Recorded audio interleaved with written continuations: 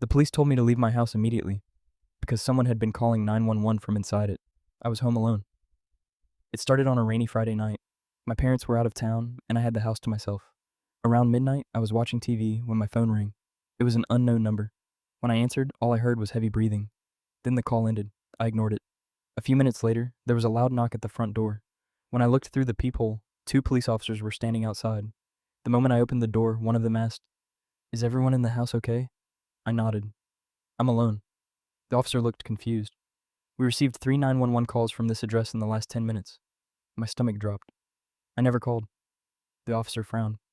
"The caller never spoke. We only heard breathing and footsteps. They searched every room. Nothing. No signs of forced entry. No one hiding anywhere. Before leaving, one officer handed me his card. If anything happens tonight, call us immediately." I locked every door and tried to sleep. At exactly 2:13 a.m., my phone buzzed. Unknown number. I answered. This time, I heard my own voice. It whispered, "Don't let them find me." The call disconnected. Terrified, I ran downstairs to leave the house. As I reached the front door, I noticed muddy footprints on the floor. They started at the basement door and ended right behind where I had been standing. I slowly turned around. No one was there. Then, the basement door creaked open by itself.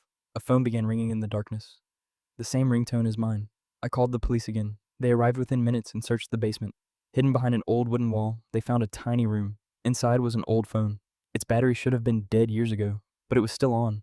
The call history showed 3 emergency calls and 1 call to my number. The final outgoing call had been made 30 seconds before I answered it.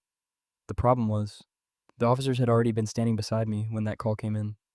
To this day, I still get an unknown call every year on the same date. When I answer, I hear my own voice whisper, "I'm still down here."